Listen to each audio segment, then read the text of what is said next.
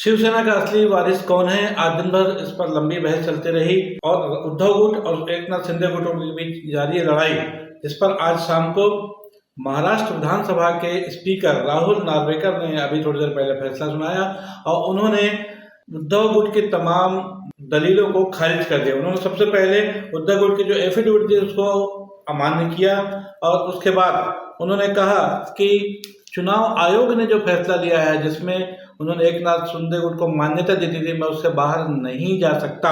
उसमें एक महत्वपूर्ण बात यह थी 2018 के संविधान को जो कि दिया गया था, जो उसको मानने से उनको इनकार कर दिया। उन्होंने कहा कि 1999 वाला संविधान ही मान्य है। बहुत सारी बातें शिवसेना के चुनाव से संबंधित राहुल नार्वेकर ने अपने फैसले में कही और उसके बाद उन्होंने जो महत्वपूर्ण बात जो कही उसमें ये कहा कि भरत गोगावले की जो विक है वो नियुक्ति वैध है। उनके हिसाब से उद्धव ठाकरे गुट को जो एकनाथ शिंदे को हटाने की मुहिम थी वो गलत है। कुल मिलाकर देखा जाए तो एकनाथ शिंदे गुट की जो सरकार महाराष्ट्र में काबिज है उसको क्लीन चिट मिल गई है स्पीकर राहुल नार्वेकर के फैसले से। और जिसके बाद शिवसेना के राज्यसभा सदस्य और प्रवक्ता प्रियंका चतुर्वेदी ने इस फैसले को ये कहा कि यह स्पीकर का फैसला मौका परस्ती है। उन्होंने इसको एक नाइंसाफी भी करार दिया। उन्होंने कहा कि यहाँ पर जो भी फैसला लिया गया है निसंदेह वो संविधान के खिलाफ लिया गया है। बहरहाल आज की जो स्थिति थी, जिसमें सुप्रीम कोर्ट ने पिछले महीने जब कहा था कि 10 जनवरी से पहले स्पीकर को अपना फैसला सुनाना है, जिसके तहत आज राहुल नार्वेकर ने फैसला तो सुना दिया। लेकिन इसके पहले एक बहुत महत्वपूर्ण बात यह है कि पिछले साल जब फरवरी में शिवसेना उद्धव गुट सुप्रीम कोर्ट गई थी, तब सुप्रीम कोर्ट ने गवर्नर के फैसले को गलत ठहरा दिया था और ये कहा था कि अगर उद्धव ठाकरे इस्तीफा नहीं देते तो शायद ये उनके हक में रहता। कुल मिलाकर के उन्हीं सब परिस्थितियों को देखते हुए गवर्नर के फैसले के खिलाफ जब उद्धव गुट ने अपील की, तब सुप्रीम कोर्ट ने उस पूरे मामले को स्पीकर के ऊपर डाल दिया था कि पहले स्पीकर उस मामले में फैसला करें, जिसके लिए भी लगभग 10 महीने का समय बीत चुका है। बीच में 2-3 बार इस बात के प्रयास हुए कि ये फैसला जल्दी हो और आखिरकार दिसंबर 2023 में सुप्रीम कोर्ट ने महाराष्ट्र के स्पीकर को एक डेडलाइन देते हुए कहा था कि 10 जनवरी तक इस मामले में आवश्यक रूप से फैसला दे दें। अभी फैसला से 3 दिन पहले ही जिस तरह से स्पीकर ने मुख्यमंत्री एकनाथ शिंदे से मुलाकात की, उसको लेकर भी उद्धव गुट ने उनको घेरने की कोशिश की और आज फैसले से पहले ही वो सुप्रीम कोर्ट भी चले गए हैं और ये माना जा रहा है कि आगे के लड़ाई के लिए वो एक बार फिर सुप्रीम कोर्ट जा सकते हैं। बहरहाल स्पीकर के फैसले को लेकर के दोनों गुटों में विरोधाभासी बयान तो चल ही रहे हैं और साथ ही साथ एक और महत्वपूर्ण बात यह कि जो एक दलील थी, ये जो पॉइंट था कि एकनाथ शिंदे गुट के 16 विधायकों को रिजेक्ट किया जाए, उनको टर्मिनेट किया जाए, वो भी फिलहाल नहीं हो पाया है। एक तरह से देखा जाए तो एकनाथ शिंदे गुट की एक बहुत बड़ी जीत है, वहीं उद्धव ठाकरे गुट के लिए एक बड़ी हार है।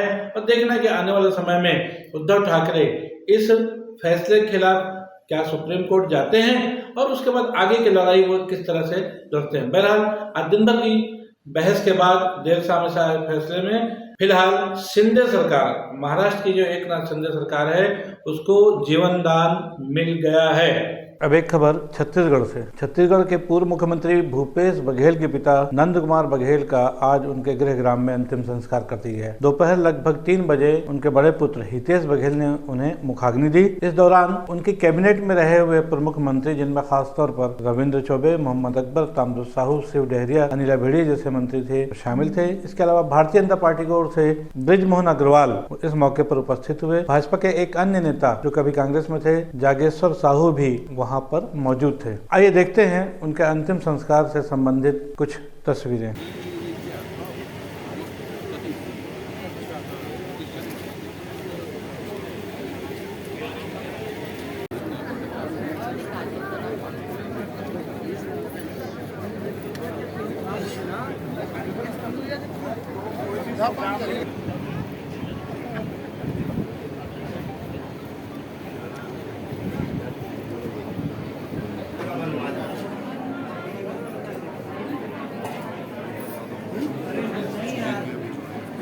नहीं खींचना है, ठीक है, 2 मिनट।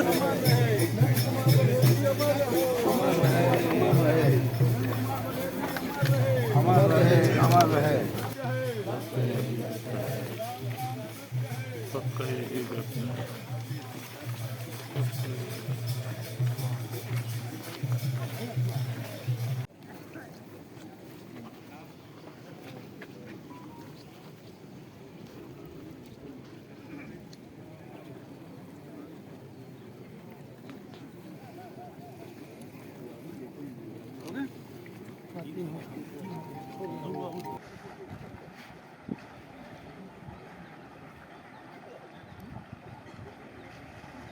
आपको बताते चलें कि प्रदेश के मुख्यमंत्री विष्णुदेव साय, उप मुख्यमंत्री अरुण साव, स्पीकर डॉक्टर रमन सिंह और भारतीय जनता पार्टी के प्रदेश अध्यक्ष किरण सिंहदेव गत दिवस ही उनके गृह ग्राम में जाकर अपने श्रद्धा सुमन अर्पित करके आ चुके हैं।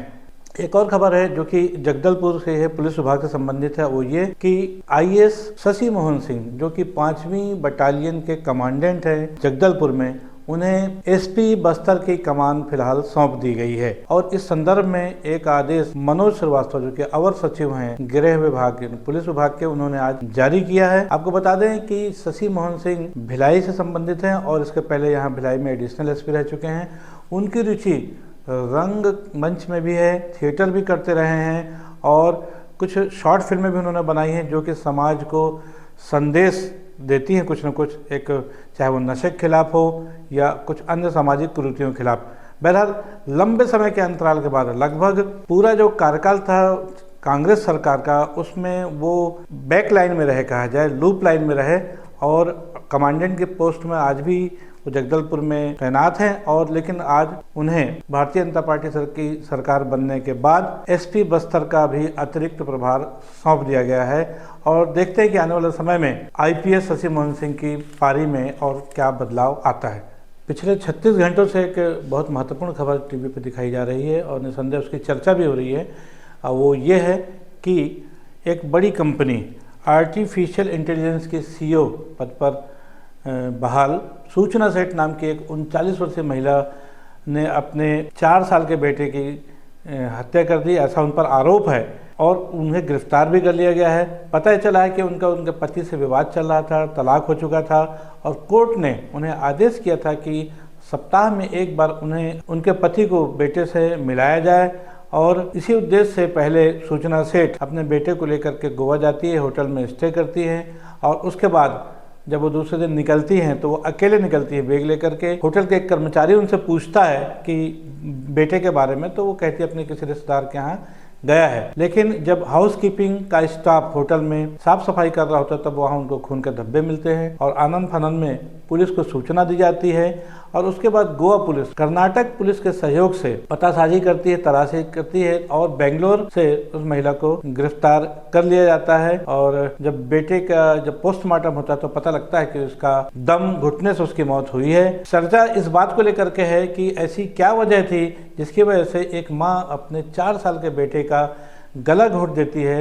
निसंदेह आज की सामाजिक परिस्थितियों में यदि देखा जाए तो ये बात गले नहीं उतरती है, लेकिन खास तौर पे जबकि ऐसी घटनाएं आमतौर पे देखा जाए तो किसी जब ग्रामीण अंचल में होती है जहाँ पर कोई शिक्षा की कमी रह गई हो या पारिवारिक परिस्थितियाँ कुछ तंग हाली रही हो, मुफलिसी का दौर हो, आर्थिक समस्या हो, तो ऐसी घटनाओं का होना कोई एक वजह बनता है। लेकिन एक बड़ी कंपनी में सीईओ के पद पर कार्यरत एक महिला सिर्फ इसलिए अपने 4 साल के बेटे को मौत के घाट उतार देती है कि वो अपने बाप से न मिल पाए, निसंदेह सोचने वाली बात होती है, जल्दी बात हजम नहीं होती है।